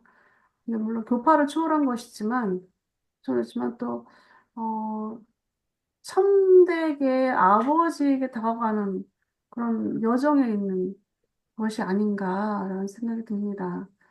뭐, 이따가 이제, 이거 뭐, 그, 그걸, 제가 좀 녹화를 끄고 또 우리 통화를 하겠지만, 아, 전 사실 제가 이제, 그, 현재 상황에서 제가 좀, 어젠가 지난주에 우리가 그 예수님의 생애가 네바던 우즈의 그 무덤의 생애라고 이제, 그걸 본 순간 이후부터 어쩌면 우리의 그 스터디가 우주에서도 이렇게 지켜보고 있고, 또, 어, 정말로 가치 있는 우리의 스터디가 돼야 되지 않나라는 생각을 하고 있으며, 또, 그렇게 발맞춰서 나가야 되지 않나라는 생각이 듭니다. 그래서, 분명히 이제 주 영적 세력들이 우리의 그 그룹을, 지켜만 보고 있지는 않을 거라는 생각이 들어요. 그래서 좀, 일단은 좀 용기를 가져야 될 필요성을 제가 좀, 느낍니다. 자, 볼게요. 여기는 이제 둘째 강론을 제가 대입을 시켰는데요. 어, 좀 먼저 조언을 좀 들어보고, 당신이 적합하다고 여기는 대로 유란시아에서 발견되는 기존의 종교적 영적 운동과 관련을 맺어야 하지만 필사 존재들의 조직화된 종파, 굳어진 종교, 분리된 윤리적 집단화의 공식적인 설립은 피해야 한다. 당신의 삶과 가르침은 모든 종교와 모든 사람에게 공통된 유산이 되어야 한다. 들어보지 않고, 그렇다면 대화를 한번 이어가 보겠습니다. 조직화된 종파, 뭐, 굳어진 종교, 분리된 윤리적 집단화, 이런 공식적인 설립은 피하라고 이제, 어, 예수님의 그 생애 동안에 이제 조언을 준 것인데요. 어, 사실 이런 부분들 때문에 유란시아에서도 어떤 뭐 교회를 세운다거나 뭐 이런 부분들 때문에 조직을 세운다거나 뭐 이런 부분들에 대해서 좀 부정적인 시각으로 이제 접근을 합니다. 네, 우리 임 선생님은 이제 좀 여쭤보고 싶은데 어떤 이런 부분에 대해서는 종교와 조직, 뭐 유라시아 내에서의 어떤 조직 이런 부분은 어떻게 보십니까? 필요하다고 봐요. 뭐 그것도 하나의 진화의 과정이니까 그 음, 과정을 겪었기 때문에 지금이 있듯이 뭐 유란시아도 그걸 부정하는 건 아닌 것 같고 우리가 시간 속에서 예수님을 만났을 때 예수님은 그 사회에 속하지 않은 그 이스라엘 백성들이 군주를 원했던 시대였으니까 아마 그 결국 뭐 시간 속에 너무 얽매이다 보면 우리도 시간에 얽매이다 보면 즉 습관에 얽매이다 보면 진화가 늦어지듯이 영적인 진화도 뭐 그 얘기를 한 것 같아요. 그 지금 살되 지금 현재 살되 현재에 너무 끈을 깊이 잡지 말고 즉 그, 그 과거 미래를 같이 보는 습관 즉 음. 우리는 과거를 통해서 현재가 있고 미래가 다가오듯이 뭐 그 시간을 초월한다는 거나 뭐 그런 얘기를 하는 것 같아요. 그러니까 현재에 살되 현재에 매이지 말아라. 그런 뜻으로 받아들여집니다. 근데 미주님은 조직화된 종파 속에서 이제 계속 이제 있어 왔었잖아요. 저도 또한 네, 그랬고. 근데 어떻습니까? 이제 유라시아서를 보게 되면서 이제 조직화된 어떤 그 종교 부분에서 이제 떠나왔죠. 떠나오게 되면서 좀 자유롭게 음, 되잖아요. 그럼 네. 어떠세요? 그러니까 그 이제 저는 조직화된 데서 이제 많이 그 훈련받고 막 그래 왔었는데 장단점이 있어요. 처음에 이제 그 들어가기 위해서는 이제 그런 것이 필요한데 거기에 계속 그 집단에 있다 보니까 거기에 노예가 되는 거예요. 거기에 또 아, 맞아. 나름대로 거기가 이제 교조화가 됐어. 거기에 절대적으로 또 이제 인간이 이렇게 모여 있기 때문에 그 어떤 또 그 안에 또 세력화가 또 서로 음, 견제하고 인간이 그 시기심 뭐 질투 뭐 그 이런 세력화가 것들이 문제야. 응? 그 세력화가 그러니까 문제야, 그게 항상. 세력화가 되면은 또 그 결국은 또 잘못되더라고. 잘못된 길로 가. 위에 있는 그 어, 사람도 뭐 권력이 뭐 권력 뭐 물질이면 물질 뭐 성욕이면 성욕 이런 쪽으로 잘못 가버리잖아요. 맞아.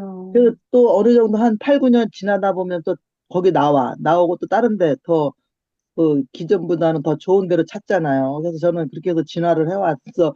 결국은 유라시아까지 왔는데 유라시아에서도 좀 이제 그런 거를 해봤기 때문에 조금 이 너무 이렇게 조직적인 게 여기 이 좋은 진리를 확산을 시켜야 되는데 조직적인 부분이 왜 안 됐을까? 이게 벌써 몇십 년 됐는데, 응?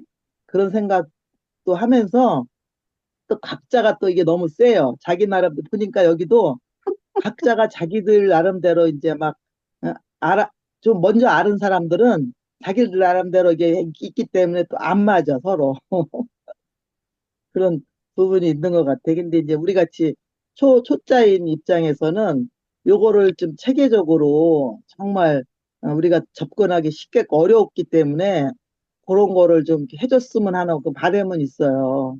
이미지님 그런 게 초짜 좀 아닌 아쉽죠. 초짜입니다. 저가 완전 초짜죠. 초짜 아닌 초짜. 아니, 책 한 권도 안 읽어보고, 이게 책 한 권을 읽어본다는 게 쉽지가 않아요. 이게, 어렵죠. 그것도, 그나마 이제 여기 공부하는 시간은 이게 또, 전화도 오고 막, 어? 여기 깨워주니까, 이제 참석하니까, 그러니까 이런 게 제도적인 거는 필요한 거예요. 이렇게, 좀, 이렇게 어떤 공부 시간이 있다든가. 그래서 최 어, 목사님 거기도, 최 교수님 거기도 1년 동안 그 시간이 있으니까 이제 무조건 들어가게 돼 있어, 그 시간에는. 그러다 보니까 조금 이제 뭐 얻어 걸린 것들도 있고.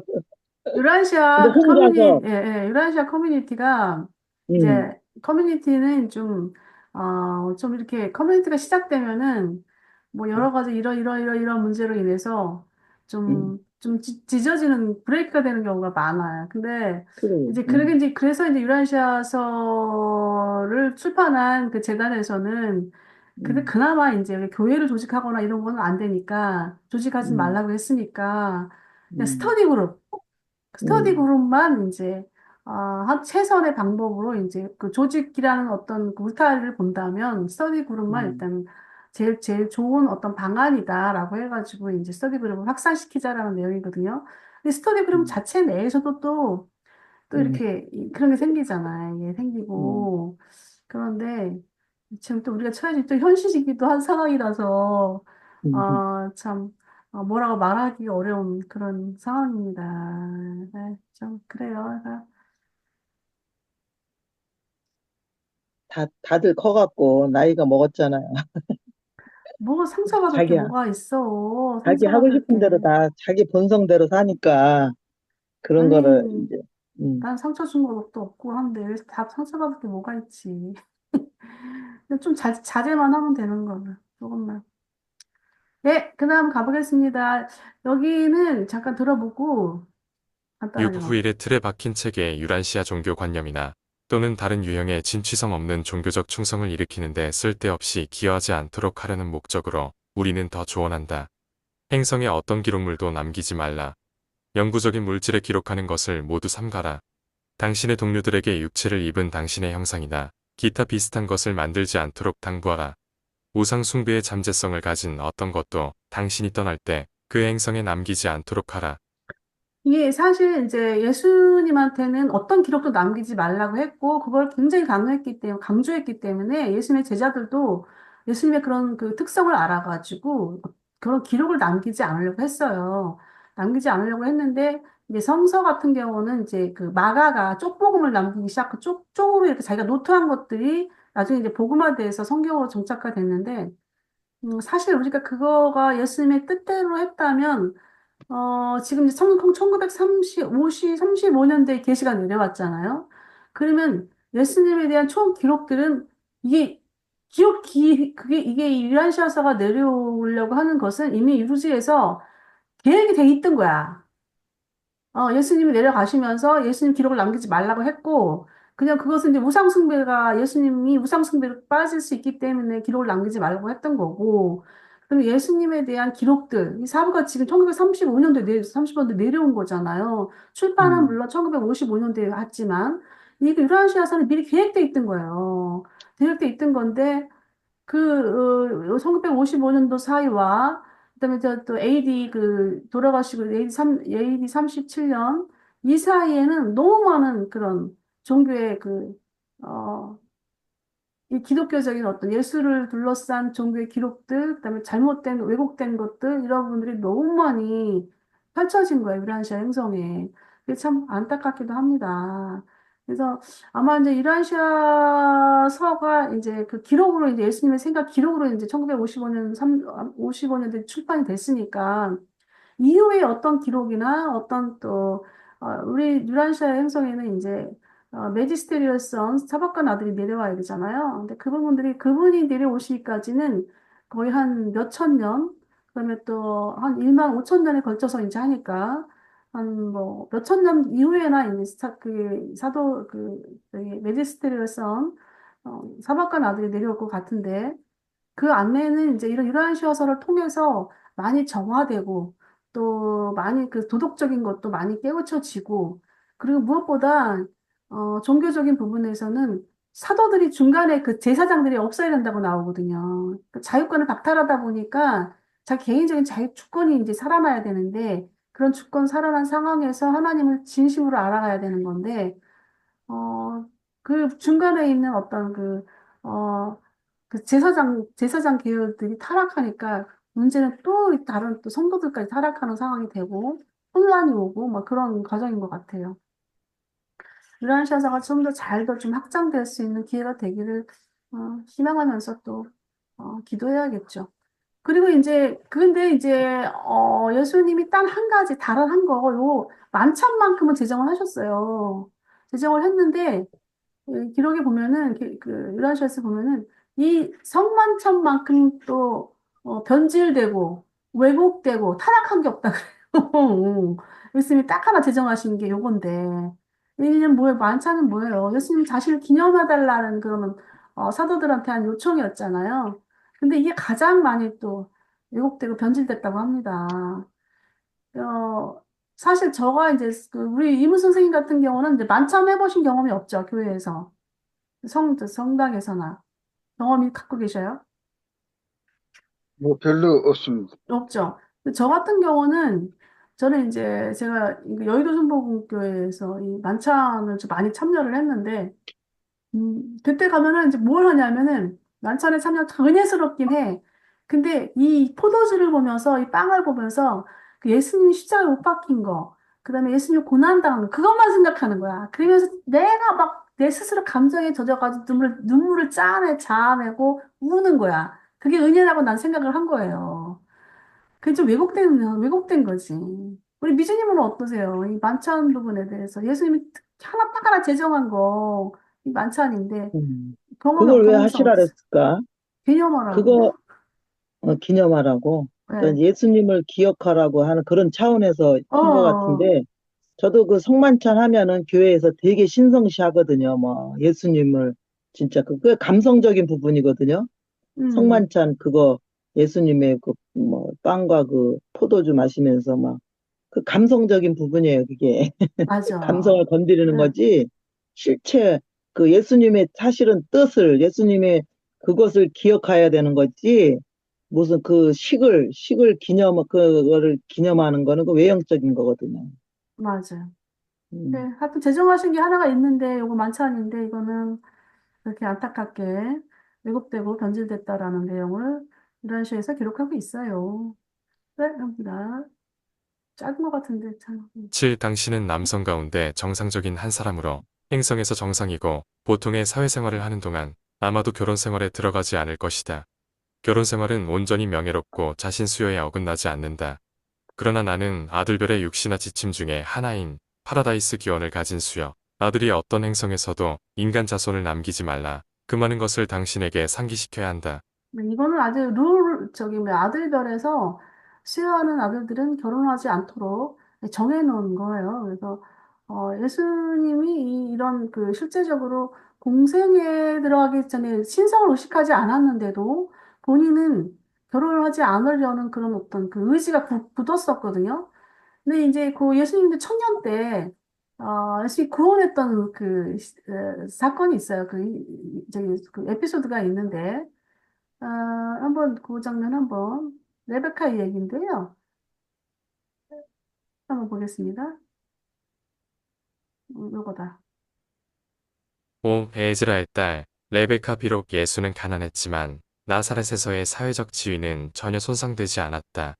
그는 도시의 주요 젊은이 중 한 명으로 대부분의 젊은 여성들로부터 매우 높이 평가받았다.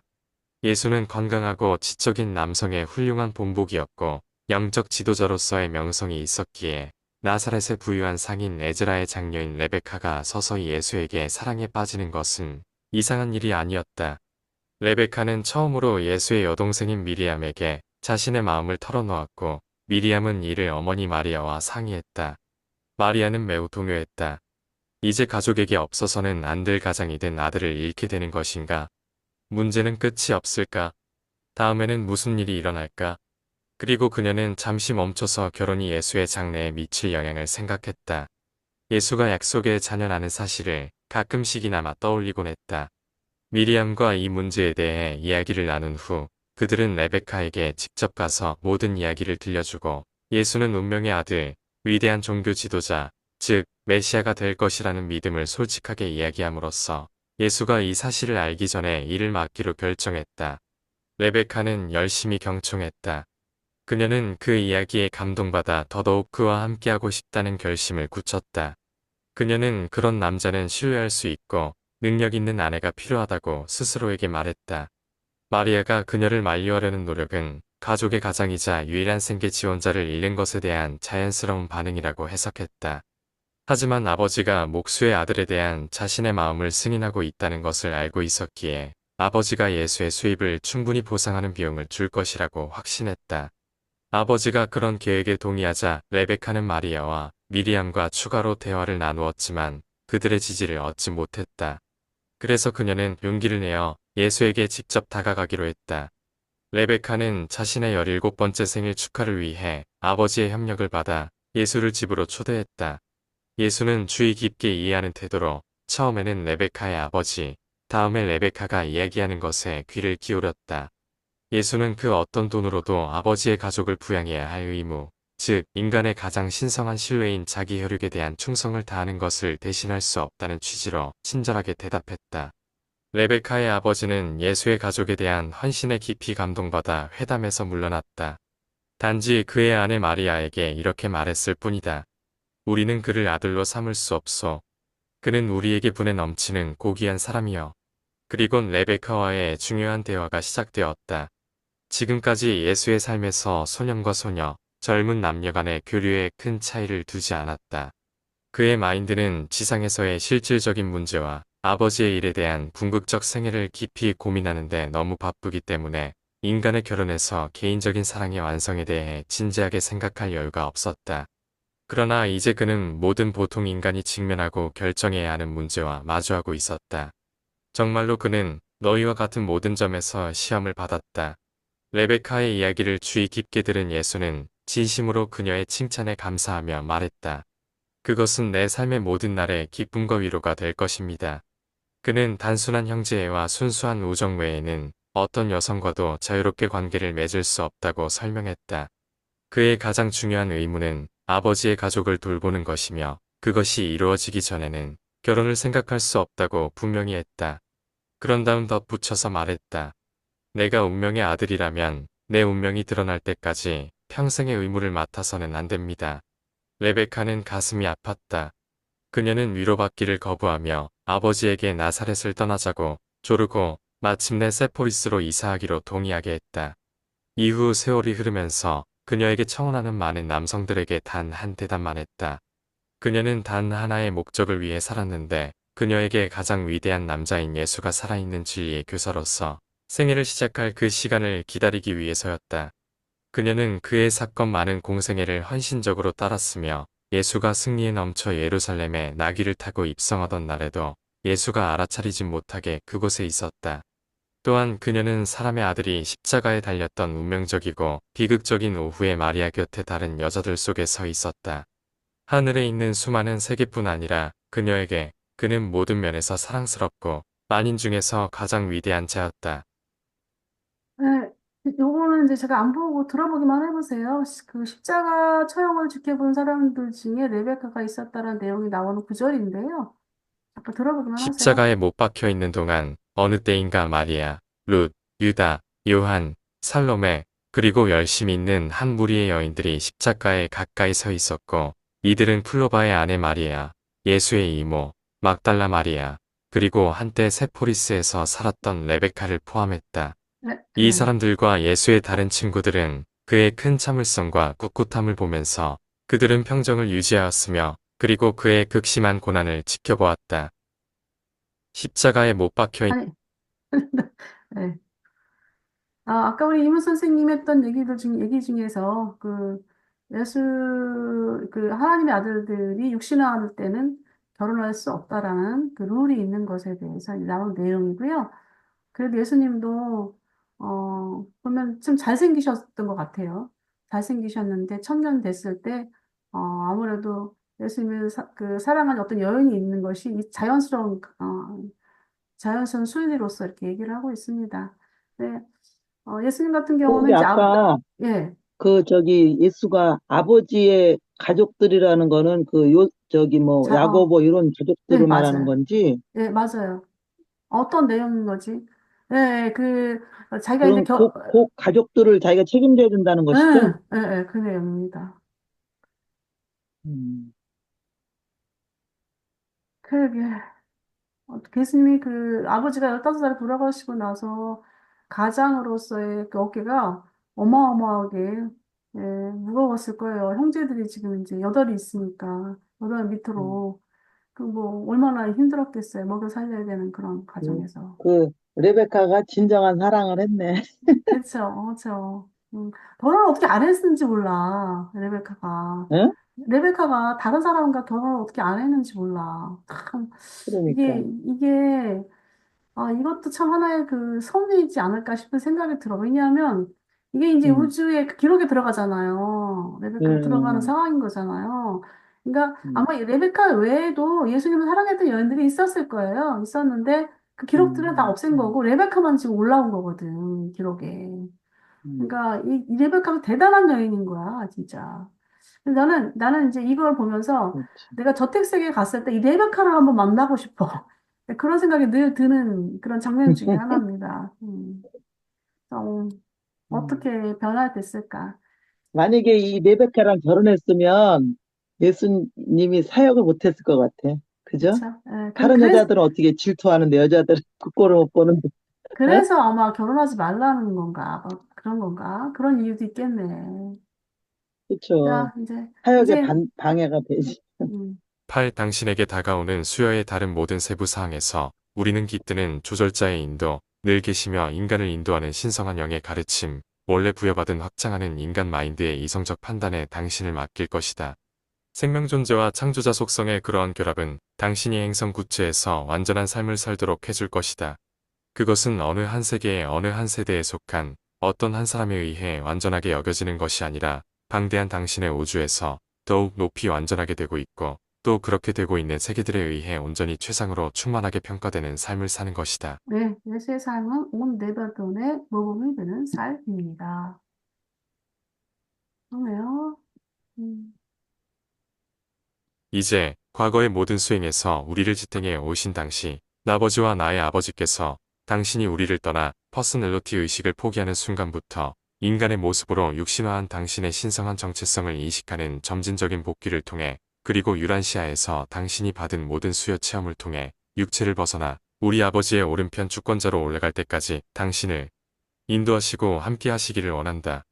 내가 셀빙톤에서 당신을 다시 볼 때 당신이 창조하고 봉사하며 완전하게 이해한 이 우주에 대한 무조건적인 최상의 주권자로서 돌아오는 것을 우리는 환영할 것이다.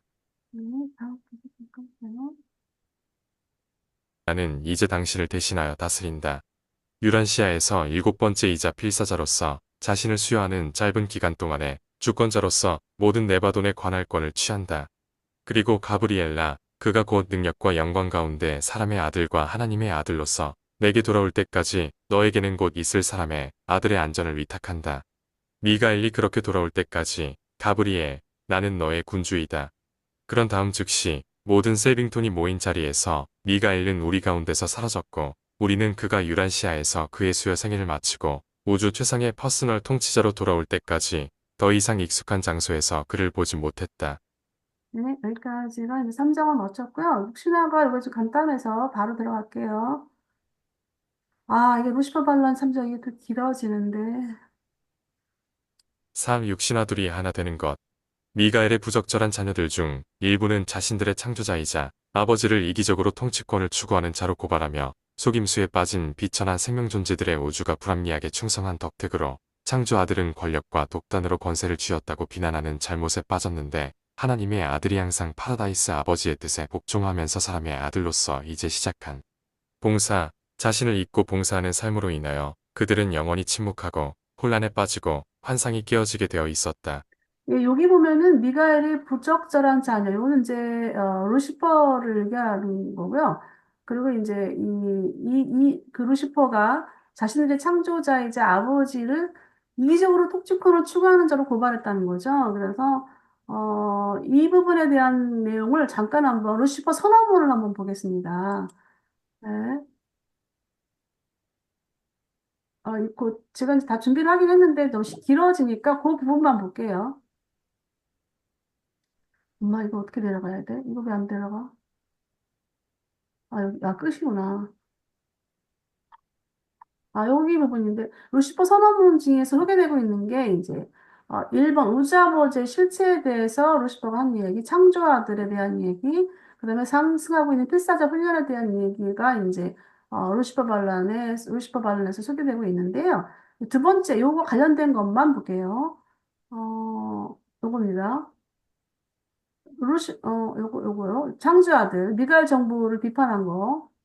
이 창조 아들 미카엘의 우주정부 루시퍼는 지역 체계들이 자치해야 한다고 주장했다. 그는 창조 아들 미카엘 가상의 파라다이스 아버지의 이름으로 네바돈의 통치권을 취하고 모든 퍼스널러티들이 보이지 않는 이 아버지에게 충성함을 인정하게 하려는 요구에 항의하였다. 예배하는 계획 전부가 파라다이스 아들들을 강화시키려는 영리한 책략이라고 주장했다. 그는 미가엘을 그의 창조자 아버지라고 기꺼이 인정하지만 그의 하나님, 정당한 통치자로서는 아니었다. 예, 요 부분에 대해서 지금 이제, 어,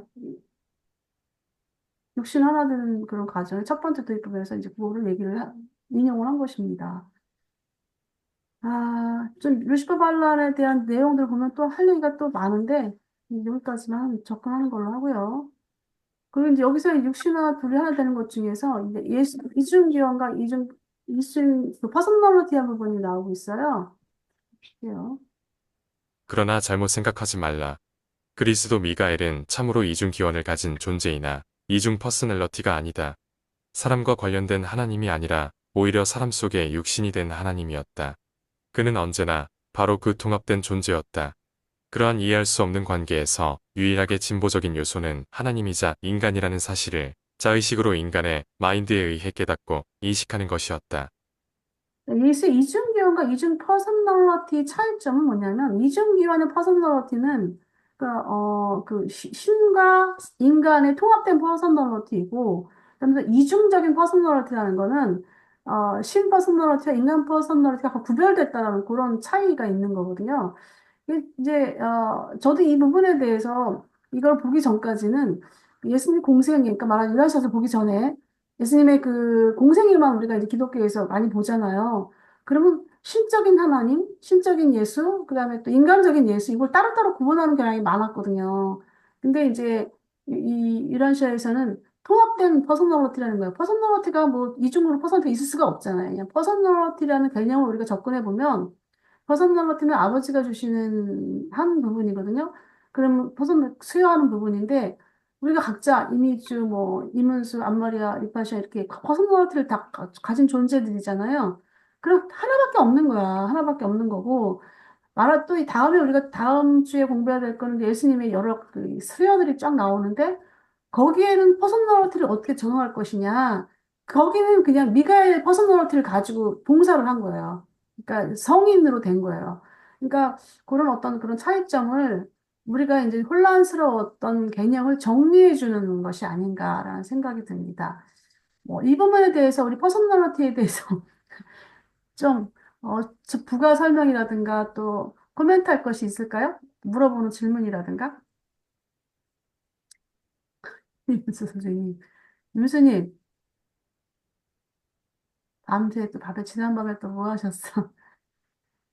이문수 선생님, 네, 야, 이중 퍼스널리티에 대한 개념은 어떻게 뭐, 정립하고 네, 계시나요? 미카엘 수준도 하나의 퍼스널리티라고 볼 때, 유란 씨에 수여될 때 또 하나의 퍼스널리티를 갖는데, 그 이중 슬럿이죠. 그러니까는 우리도 사실은 지금 이중 슬럿이거든요. 유란 씨에 살고 있지만은 조절자를 통해서 그 개성에 좀 더 그 우리의 개성을 드러내는 음, 그런 삶을 사는 거 아닙니까? 그러니까는 예수님도 그런 삶을 사셨을 것 같아요. 그러니까 미카엘로 사는 게 아니고 예수로서 살다 보니까는 많은 그 임마누엘하고 제약을 갖듯이 혼돈하지 말고 철저하게 유란시아의 퍼스널리티로 살아라. 음. 그런 얘기 같아요. 우리 앞에서 보면은 그 제한된 조건 중에서 그 신성과 인성이 분리될 수 없기 때문에 항상 쫓아다닌다. 그런데 신성에 대해 천성이라는 건 초자연적인 어떤 그 행위가 나오게 되잖아요. 신성이 있기 때문에 물질을 초월한 부분들 말하자면 우리가 생각하고 있는 기적, 이적 이런 부분들이 나타난단 말이에요. 근데 이거를 차단시킨 거예요. 말하자면 그 민마누엘이 비가일한테 사전에 그 제하는 조건 중에서 보면은 그런 초자연적인 사건이 너에 따라다니지 않을 것이다라고 이미 제한 조건을 두었거든요. 그렇기 때문에 신과 인간의 통합적인 퍼스널리티를 가지고 있었지만 그런 그 예수의 인간적인 그 살 때까지, 공생의 이전까지 살 때까지는 초자연적인 사건을 전혀 따라다니지 않았던 이유가 되는 거죠. 말하자면. 그 제한을 둬버렸기 때문에, 우주에서 그거를 제한시켜 버렸기 때문에. 근데 이제 그 수요가 완성되고 나서의 공세기 동안에 초자연적인 사건들이 많이 나왔단 말이죠. 이거는 뭐냐면 예수님은 이미 이제 수요를 마쳤기 때문에 더 이상 임마누엘의 제한을 받을 필요가 없는 거예요. 그러니까 예수님 단독으로서 완전한 주권자로서 행위를 하는 건데, 그 행동을 하시는 건데, 그게 이제 예수님은 기도를 많이 하셨죠. 이게 아버지 뜻인가, 파라다이스 아버지 뜻인가 아닌가의 부분을 먼저 기도를 하시고, 하시는 그런 어떤 그 마음속에 기도를 하시고 그 기적의 사건을 일으켰던 것 같은데, 그거를 유한자, 중도자들이 이제 사부를 기록하면서 그 부분을 정리를 한 부분이 나오는데, 그 예수님이 하신 행동 자체가 모두가 이제 아버지의 뜻이었다라는 거를 이제 접근을 합니다. 그러니까 이제 과정이 쭉 이제 그런 내용을 들면서 얘기를 하는데, 일단은 예수님의 수요를 일단 마치고 나선 한 그런 어떤 초자연적인 사건들은 예수님이 단독으로 하신 행동이고 그다음에 파라다이스 아버지를 대표한 행동이었기 때문에 누가 뭐라 할 수가 없는 거예요. 일단 루시퍼 발람은 다 종료가 됐고 그런 상황이기 때문에 어느 누가 말할 수 있는 게 못 되는 거예요. 그러니까 신성과 인생이 통합된 퍼스널리티로서의 초자연적인 사건을 행한 이 부분에 대해서는 이건 뭐 우주의 통치자가 이 자그마한 이 비천한 행성에 오셔가지고 완전 수요를 마치고 초자연적인 사건을 행하시는데 그건 뭐 누가 뭘 할 수 있습니까? 일단은 그래도 초자연적인 사건을 통해서 사람들이 구원되는 사례는 좀 별로 없었다고 합니다. 오히려 더 많은 그 추종자들이 떨어졌다고 해요. 예수님의 그 기적과 이적이 나타나고 나면은 그 사람들이 그것 때문에 우르르 몰렸고, 실은 진짜로 참된 믿음의 어떤, 믿음을 가지고 있는 사람들이 그렇게 많지 않았다고 해요. 그 초자연적 그 사건을 따라다니는 사람들을 보면은. 그래서, 그래서 그만큼 우리의 삶의 체험적인 삶 자체가 중요하다는 것을 다시 한번 또 강조되는 그런, 어, 장면인 것 같습니다. 제가 지금 갑자기 저기 떠오르는 게 네, 있는데, 네, 지금 그 퍼스널리티가 이제 예수님은 하나님 자신이 들어와서 이제 인간 속에서 이제 사신 거잖아요. 음, 우리는 이중 그 퍼스널리티라는 거, 요걸 구분을 통해서 아까 그 예수님이 내 저기 성만찬을 기념하라, 어? 네, 거기에서는 우리가 지체잖아요. 너희는 내 살과 피다. 예수님이 한 몸이잖아요, 우리가. 네, 그래서 우리 퍼스널리티도 하나님 원 퍼스널리티에 우리한테는 부분적으로 한 조각으로 우리 안에 주신 것 같고, 예수님은 그 퍼스널리티 자체가 예수님한테 하나님이라 그랬잖아요. 하나님이 직접 들어오셨다 그랬잖아요. 이제 그런 개념하고 또 혹시 일맥상통하지 않나. 우리가 어차피 하나님의 지체고 나중에는 하나가 되잖아요. 하나님과 네. 퍼스널리티와 어, 그런 개념에서 저기 그런 걸 기억하라고 그러지 않았나. 영적인 의미가. 그런 생각이 그렇죠. 갑자기 많이 들었네요. 확대시키면 이제 그렇게까지, 확대가 될 수가 음, 있겠죠. 음, 퍼스널리티는 일단 우리 안에 있는 아버지의 퍼스널리티인데 생각 조절자가 우리 안에 그 프리 퍼스널로 와 있잖아요. 근데 그분은 음, 프리 퍼스널리티가 아니라 프리 퍼스널이죠. 근데 이제 음, 우리가 그 프리 퍼스널과 우리의 퍼스널이 이제 융합이 된단 말이죠. 그때. 음, 그러면 저택스에게 갔을 때 융합이 되는데 그때는 이제 온전한 하나님과 나가 그 음, 통합된 퍼스널리티가 되는 거죠. 음. 지금 현재 예수님 같은 그런 통합된 그러니까. 퍼스널리티를 우리가 이제 갖게 되는 것이죠. 그 퍼스널리티 음. 부분을 여기까지 하고 이제 좀 맞춰야 되는 거니까 여기까지 그래서 이제 여기는 뭐구나. 그리스도 미가엘은 점진적으로 하나님이 되지 않았다. 하나님은 예수가 사는 땅의 삶에서 어떤 중요한 순간에 사람이 되지 않았다. 예수는 항상 심지어 영원히 하나님이자 사람이었다. 그리고 새 존재의 파라다이스 삼위일체도 실제로는 하나의 신인 것처럼 이 하나님과 이 사람은 하나였고 지금도 하나이다. 미가엘이 자신을 수여하는 최상의 영적 목적은 하나님의 계시를 높이기 위한 사실임을 결코 잊지 말라. 네.